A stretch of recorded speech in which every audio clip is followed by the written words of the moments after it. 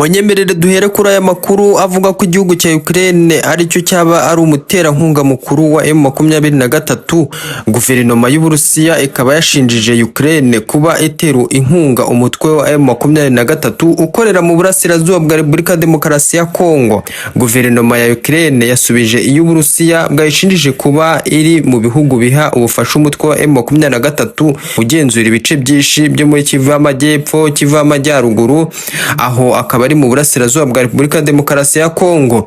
Leta ya Kiev ikavuga ko ibyo birego ari ibinyoma. Mbahaye ikaze mu makuru agezweho aka kanya. Niba uri mushya hano kanda subscribe kugira ngo dukomeze tubane no mu yandi makuru tubagezaho umunsi ku wundi. Amakuru agakomeza avuga ko igihugu cy'Uburusiya cyashinjije Ukraine guha M23 ubufasha buri biciye muri Minisiteri y'Ububanyi y'Ububanyi n'Amahanga. Sergei Lavrov ubwo yari Bujumbura mu gihugu cy'u Burundi, aho aheruka kugirira uruzinduko. Uyu mugabo ubwo yarimo aganira n'abanyamakuru nyuma yo kugirana ibiganiro na mugenzi we w'u Burundi Bizimana Edouard, yavuze ko Ukraine iri mu baterankunga b'abanyamahanga baha M23 ubufasha, nubwo nta bimenyetso bishyigikira ibyo birego yigeze agaragaza. Lavrov yavuze ibi mu gihe mu kwezi gushize intumwa yungirije y'Uburusiya mu muryango w'abibumbye Anna Astognev yabwiye akanama gashinzwe umutekano muri uyu muryango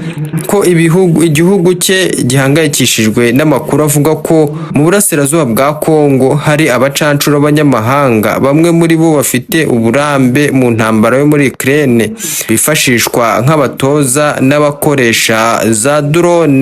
Ukraine biciye mu muvugizi wayo wa Minisiteri y'Ububanyi n'Amahanga Hiroshi Haichi yamaganye ibirego by'Uburusiya, abyita amakuru y'ibinyoma akwirakwizwa na Kremlin. Kremlin akaba ari perezidansi y'Uburusiya, ndetse avuga ko nta shingiro ibyo birego bifite. Mu butumwa yashyize ku rubuga rwa X nyuma bukasangizwa itangazamakuru ndetse na ambasade ya Kiev muri Repubulika Demokarasi ya Kongo, Haichi yavuze ko igihugu cye kidatanga ubufasha ubwo ari bwo bwose ku mutwe wa M23. Ati ibyatangajwe na Lavrov by'uko Ukraine ifasha M23 mu burasirazuba bwa Repubulika Demokarasi ya Kongo ni amakuru y'ibinyoma ya Kremlin kandi nta shingiro na rito afite. Turabihakana kandi turabyamagana ku mugaragaro. Uyu muvugizi yongeyeho ko Ukraine itivanga mu makimbirane yo muri Afurika,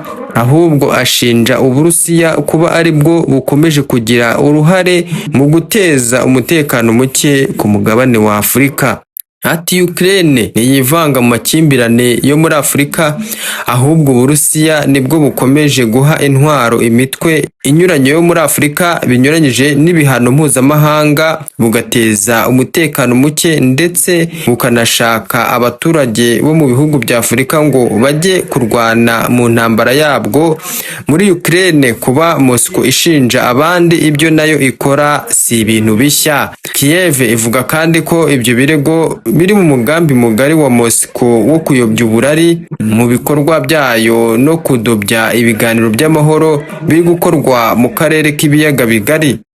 Haichi yagize ati intego y'Uburusiya irasobanutse cyane rwose, ni ugusenya imbaraga za Leta Zunze Ubumwe za Amerika mu guhuza impande zishyamiranye mu karere k'ibiyaga bigari no kuyobya uburari ku bikorwa byabwo bibangamira inzira y'amahoro. Ngo akaba ari umuvugizi w'ububanyi n'amahanga wa Ukraine ahakana ibyo Uburusiya bwavuze ko Ukraine yaba iha inkunga umutwe wa M23. Urumva rero Ukraine ikaba yabyamaganiye kure, ariko amakuru agakomeza avuga ko igisirikare cya FARDC cyaba cyakiriye indege 3 zitagira abapilote cyaguze muri Turukiye. Ayo akaba ari amakuru aturuka muri FARDC. FARDC akaba ari igisirikare cya Repubulika Demokarasi ya Kongo. Ayo makuru rero akavuga ko FARDC yakiriye izindi drone kabuhariwe zikorwa na Turukiya. Amakuru aturuka muri Repubulika Demokarasi ya Kongo ataremezwa n'uwo ari we wese ubifitiye ububasha, aravuga ko igisirikare cya FARDC cyakiriye indege 3 zitagira abapilote zigezweho zikorerwa muri Turukiya.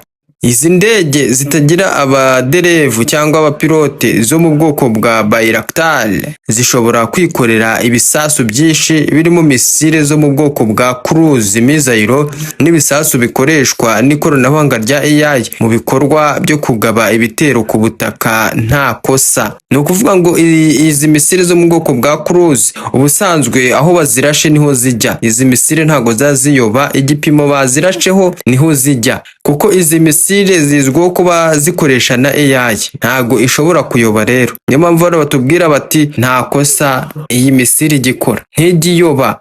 Iyi drone ifite ubushobozi bwo kwikorera ibiro nibura 1350, ubwo ni toni imwe n'ibihumbi 350 by'ibisasu, birimo ibisasu biyoborwa na cruise missile, into zo mu bwoko bwa cruise missile ndetse na misile zikoreshwa mu kurasa mu kirere barasa izindi ndege. Amakuru agakomeza agira ati kandi kamera zifatwa nk'amaso agezweho y'ikoranabuhanga akorana na mudasobwa ebyiri zikoreshwa n'ikoranabuhanga rya AI na radari ziteye imbere kandi zishobora kugenzurirwa kure hakoreshejwe ikoranabuhanga rya satellite iyo bita Satcom mu bikorwa bya gisirikare, kandi ibyo bikorwa bikaba bibera kure. Ni ukuvuga ngo izi drone zishobora kuba ziri nko kugenzurirwa nk'Kinshasa nyine, iyo drone ikaba yagera nko i Dar es Salaam muri Tanzania, i Bujumbura mu Burundi, i Kigali mu Rwanda,